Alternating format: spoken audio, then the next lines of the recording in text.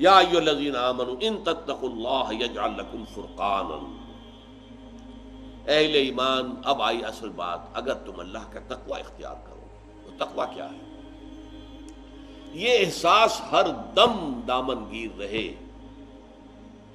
اللہ کے حضور حاضر ہونا ہے، جواب دہی کرنی ہے، ہر فعل ہر قول جواب دہی کرنی ہے، اور اللہ ہر جگہ ہمارے پاس ہے، دیکھ رہا ہے، آئی وٹنس اللہ خود ہے، یعنی جان لیجئے اللہ محتاج نہیں ہے کہ نامہ اعمال سے پتہ چلے گا اسے کہ تم نے کیا کیا ہے۔ یہ جو ریکارڈنگ ہو رہی ہے یہ تو ہمارے اوپر اتمام حجت کے لیے کہ ہم پلیڈ نہ کر سکیں اگنورنس، یا ہم یہ نہ کہہ سکیں کہ ہم تو بے گناہ ہیں، نہیں، اقرا کتابک پڑھ لو اپنے اعمال نامہ، یہ صرف اتمام حجت کے لیے۔ ایک بٹن دبے گا اس سپر کمپیوٹر کا اور آپ کی تصویر شروع ہو جائے گی، یہ ہے آپ کی زندگی، دیکھ لیں۔ ورنہ اللہ کے علم میں تو سب کچھ ہے، اللہ تو آئی وٹنس ہوا معکم اینما کنتم، جسے آپ کہتے ہیں انگریزی میں justice should not only be done it should also appear to have been done. بڑے ایک استہزائی انداز میں جو غالب نے کہا، پکڑے جاتے ہیں فرشتوں کے لکھے پہ ناحق، آدمی کوئی ہمارا دم تحریر بھی تھا؟ یہ فرشتہ جو ہے وہ تو یک طرفہ رپورٹ دیتا رہا ہے ہماری، کوئی ہمارا آدمی بھی ہوتا کہ یہ ٹھیک لکھ رہا ہے کہ غلط لکھ رہا ہے، اس سارے کی کوئی غرض ہی نہیں۔ اللہ تعالیٰ جو ہے وہ تو خود ہر شے کا چشمدید گواہ ہے۔ یا ایھا الذین آمنوا ان تتقوا اللہ، اگر واقعی یہ تقوی پیدا ہو جائے، یہ تقوی روح دین ہے، یہ سمجھ لیجیے۔ سورہ مائدہ کی ایک آیت میں کہا گیا ہے، جب شراب کی آخری حرمت کا حکم آیا اور لوگوں میں ایک بے چینی پیدا ہوئی کہ یہ شراب کو نجس کہا گیا ہے، یہ تو، اور ہم پیتے چلے آ رہے ہیں۔ فرض کیجئے کسی کی عمر اس وقت 70 برس ہے، وہ 50 برس سے میں پیتا آ رہا ہوں، تو میرے تو ایک ایک خلیہ جو ہے میرے جسم کا، ایک ایک سیل کے اندر شراب جو ہے پہنچ چکی ہوگی، تو میری نجات کیسے ہوگی؟ اس پر جو آیت نازل ہوئی ہے سورہ مائدہ میں کہ جو لوگ حکم کے آنے سے پہلے جو کھاتے رہے پیتے رہے، اس پر کوئی پکڑ نہیں۔ اذا متقوا وآمنوا، جبکہ ان کے تقوی کی روش اختیار کی اور ایمان لے آئے، وعملوا الصالحات، اور عمل کیے اچھے، ثم اتقوا وآمنوا، پھر اور تقوی بڑھا تو اور ایمان لائے۔ یا ایھا الذین آمنوا آمنوا باللہ ورسولہ، پہلا ایمان قانونی تھا، اشہد ان لا الہ الا اللہ واشہد ان محمد رسول اللہ کہنے سے ہو گیا، دوسرا حقیقی ہے قلب کا یقین۔ ثم اتقوا، پھر اور تقوی پڑھا، فاحسنوا، تو درجہ احسان پر فائز ہو گئے۔ واللہ یحب المحسنین، اللہ تعالی درجہ احسان پر فائز لوگ جو ہے ان سے محبت کرتا ہے، وہ اللہ کے محبوب بن جاتے ہیں۔ تو تقوی از دی موونگ اسپرٹ، جو آپ کو ایک مقام سے دوسرے تک، دوسرے سے تیسرے تک، اسلام سے ایمان، ایمان سے احسان، یہ 3 درجات ہیں۔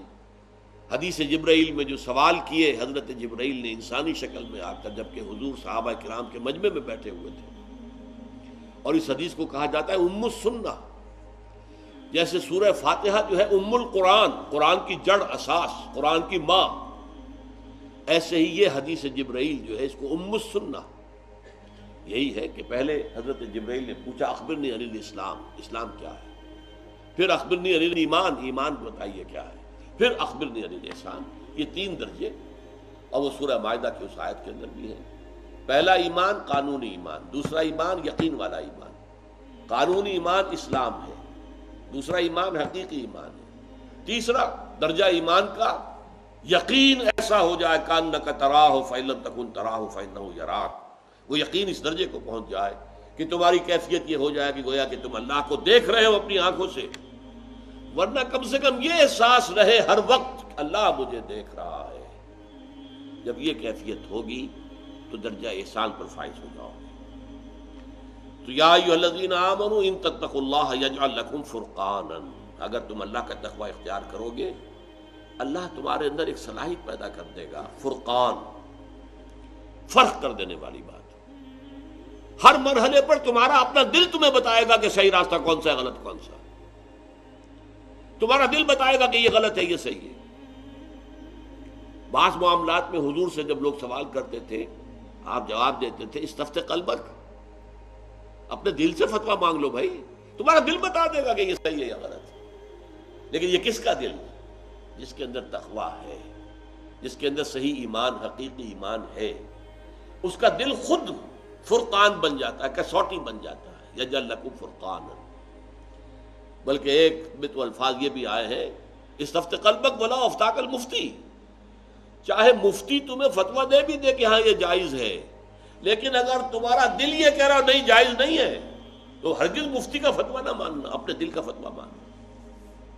صلاح الدین ایوبی رحمۃ اللہ علیہ کا بیٹا یا نور الدین زنگی کا، یہ میں ذرا اس وقت مغالطہ ہو رہا ہے، شدید بیمار ہو گئے۔